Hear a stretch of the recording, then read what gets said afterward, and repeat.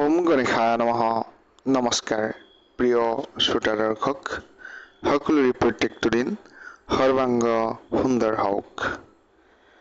আপুনি মনে বিচৰা সকলো ধৰণৰ কৰ্ম আপোনাৰ ভবামতেই হওক, তাৰ কামনা ভগৱানৰ শ্ৰীচৰণত অজস্ৰ প্ৰণিপাত জনাইছো।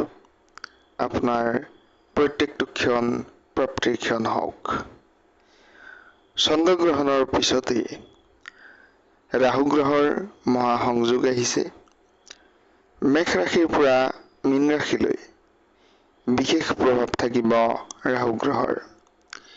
ৰাহু গ্ৰহ সাধাৰণতে ছায়া গ্ৰহ হিচাপে বিবেচনা কৰা হয় জ্যোতিষশাস্ত্ৰৰ গণনা অনুযায়ী। আৰু জ্যোতিষশাস্ত্ৰৰ গণনা অনুযায়ী কোৱা হৈছে যে কোনো কোনো ৰাশিত বিশেষ পৰিৱৰ্তন আহিব, তাৰ বিষয়ে কম।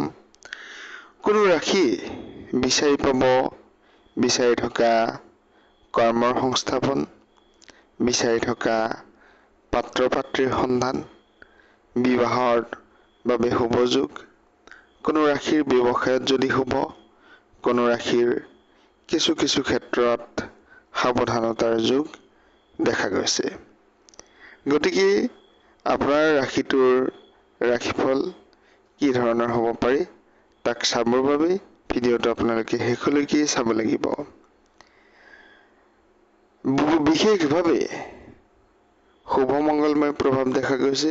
চন্দ্ৰ গ্ৰহ মীন ৰাশিত প্ৰৱেশ। চন্দ্ৰ ৰাশি যি বিশেষ চন্দ্ৰগ্ৰহ, এই চন্দ্ৰগ্ৰহৰ ৰাহুৰ সংগত মিলিত হ'ব। প্ৰায় 2.5 দিন ৰাহুৰ লগত থাকিব। এই যি বিশেষ সংযোগ, এই সংযোগেই আপোনাৰ ভাগ্য সলনি কৰিব পাৰে বুলি কোৱা হৈছে। গতিকে জানো আহকচোন কেনেধৰণৰ হ'ব পাৰে এই বিশেষ শুভ সংযোগ। অগ্ৰগতিৰ দিশ আহিবনে, উন্নতিৰ দিশ আহিবনে, কোন ৰাশিৰ শুভ হ'ব, কোন ৰাশিৰ অশুভ হ'ব। জ্যোতিষশাস্ত্ৰৰ গৱেষণা, জ্যোতিষশাস্ত্ৰৰ বিভিন্ন গণনাৰ ফলত বিভিন্ন ৰাশিফল প্ৰস্তুত হয় আৰু এই ৰাশিফলসমূহ মই আপোনালোকক দিবলৈ চেষ্টা কৰোঁ। পোনপটীয়াকৈ আপোনালোকে ভিডিঅ'সমূহ চাই পেলাই এৰি গুচি যায়। হিন্দু সনাতন ধৰ্মৰ ওপৰত আধাৰিত ৰাশিফলসমূহ মই যিহেতু দিওঁ, গতিকে চেনেলটো ছাবস্ক্ৰাইব কৰিবচোন।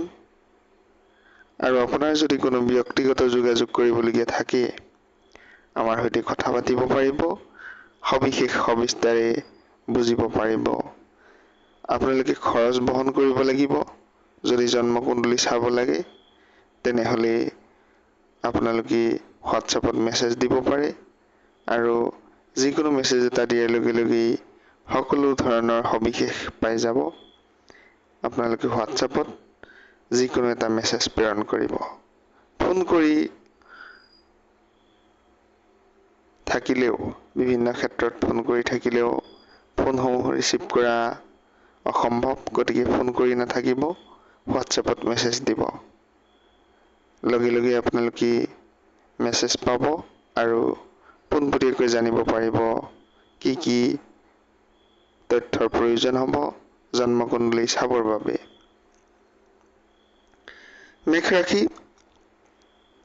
মেষ ৰাশিৰ জাতক জাতিকাসকলৰ বাবে গৱেষণাৰ কৰ্মৰ লগত যিসকল জড়িত হৈ আছে, তেওঁলোকৰ বাবে অতি শুভ সময়। ব্যৱসায়ৰ লগত জড়িত ব্যক্তিসকলৰ কিছু কিছু ক্ষেত্ৰত আইনী সংক্ৰান্তত ব্যয় হ'ব পাৰে। সাৱধানতাত থাকিব তেওঁলোকৰ। ব্যস্ততাৰে ভৰা জীৱনত কিছু কিছু পৰিৱৰ্তন আহিব এই চলিত মাহটোত আৰু অহা মাহটোতো। বিতৰ্কিত কিছু পাৰিবাৰিক সমস্যা আহিব পাৰে। গতিকে বুদ্ধিমান ব্যক্তিৰ লগত থকাটো বা বুদ্ধিমান ব্যক্তিৰ পৰামৰ্শ লোৱাটো দৰকাৰ। দুশ্চিন্তাৰ সময় অতিবাহিত হ'ব কিছু কিছু ক্ষেত্ৰত। উন্নতি অগ্ৰগতিৰ বাবে মেষ ৰাশিৰ জাতক জাতিকাসকলে ৰাহু গ্ৰহৰ প্ৰতিকাৰ কৰি ল'ব পাৰে।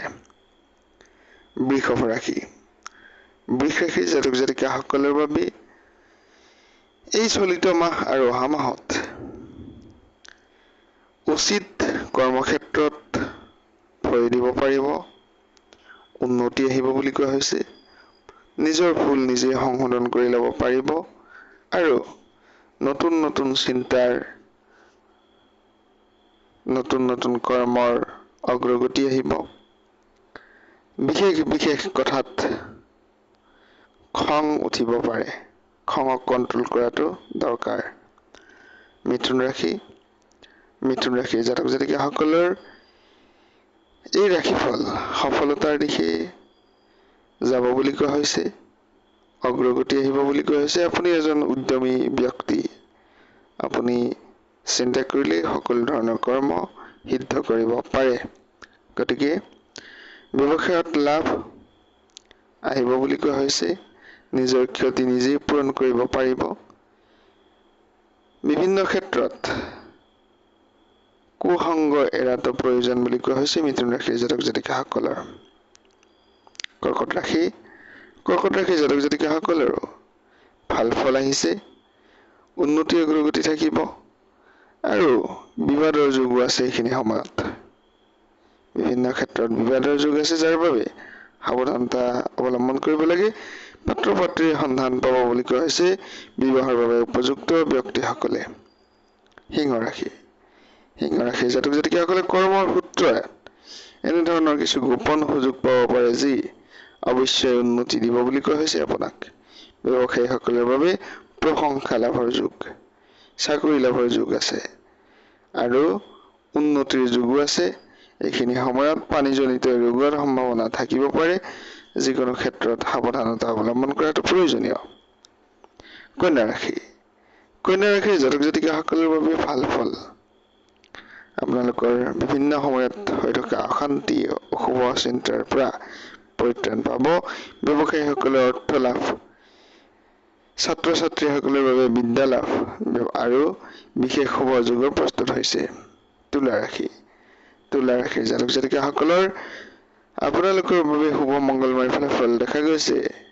কিছু আৰামৰ প্ৰয়োজন হ'ব পাৰে আপোনাক এইখিনি সময়ত। ক্ৰেডিট কাৰ্ড ব্যৱহাৰকাৰী, অনলাইন মাধ্যম ব্যৱহাৰকাৰী সাৱধান হোৱাটো প্ৰয়োজন। বিভিন্ন ধৰণৰ ফ্ৰড প্ৰবঞ্চনাৰ বলি হ'ব পাৰে, সাৱধানতা আপোনালোকৰ বাবে আছে। বিবাহৰ পাত্ৰ পাত্ৰীৰ বাবে ভাল যোগ, চাকৰি লাভৰ যোগ দেখা গৈছে। বৃশ্চিক ৰাশিৰ জাতক জাতিকাসকলৰ কথা ক'ব বিচাৰিছো। আপোনালোকে অধিকাৰ পাব, অগ্ৰাধিকাৰ পাব, সমাজত উত্থান হ'ব, সামাজিক মাধ্যমত উত্থান হ'ব। ব্যৱসায়ীসকলৰ বাবে হঠাৎ অৰ্থ বৃদ্ধি, উন্নতি আহিব আৰু মনোবল বাঢ়িব বুলি কোৱা হৈছে। কৰ্মৰ ক্ষেত্ৰত উন্নতি আহিব। এনেধৰণৰ বাজেট প্ৰস্তুত কৰক, যি বাজেটে আপোনাক উন্নতি দিব পাৰে। ধনু ৰাশিৰ জাতক জাতিকাসকলৰো সফলতা আহিব বুলি কোৱা হৈছে। ব্যৱসায়ৰ সম্প্ৰসাৰণ যদি কৰিম বুলি ভাবিছিল, সেই সম্প্ৰসাৰণ উন্নতিৰ দিশে অগ্ৰসৰ হ'ব। চাকৰি লাভৰ সম্ভাৱনা আছে, লগতে বিবাদৰ যোগো আছে। মকৰ ৰাশিৰ জাতক জাতিকাসকলৰ যিসকলে কৰ্ম কৰি আছে, তেওঁলোকৰ বাবে মধুৰ ভাষ্য ব্যৱহাৰ কৰাটো দৰকাৰ বুলি কোৱা হৈছে। কৰ্মৰ ক্ষেত্ৰত ভাতৃসদৃশ ব্যক্তিৰ সহযোগিতা পাব, স্বাস্থ্য মধ্যমীয়া থাকিব। কুম্ভ ৰাশিৰ জাতক জাতিকাসকলৰ উন্নতি অগ্ৰগতি সমানেই পাব, তাৰ লগে লগে ব্যয় বৃদ্ধি পাব। ৰাহু গ্ৰহৰ প্ৰতিকাৰ কৰিব পাৰে। খং ৰাগ বৃদ্ধি হ'ব, কথা বেছিকৈ কোৱা যাব। এই সময়ত বিভিন্ন ধৰণৰ পৰিকল্পনা, কিছু বাধা আহিব পাৰে, যাৰ বাবে ৰাহু গ্ৰহৰ প্ৰতিকাৰ দৰকাৰ। মীন ৰাশিৰ জাতক জাতিকাসকলৰ যথেষ্ট ভাল ফলাফল দেখা গৈছে। মীন ৰাশিৰ জাতক জাতিকাসকলৰ বিশেষ উন্নতি অগ্ৰগতিৰ দিশ দেখা গৈছে। সম্পত্তি লাভ কৰিব পাৰিব, ডাঙৰ ডাঙৰ সিদ্ধান্ত ল'ব পাৰিব, চাকৰি লাভৰ যোগ আছে। ইয়াৰ লগে লগে মীন ৰাশিৰ জাতক জাতিকাসকলৰ বিবাহৰ পাত্ৰ পাত্ৰীসকলৰ বাবে ভাল খবৰ আহিব পাৰে। এয়া আছিল বিশেষ ৰাশিফল। ধন্যবাদ জনাইছো সকলোকে।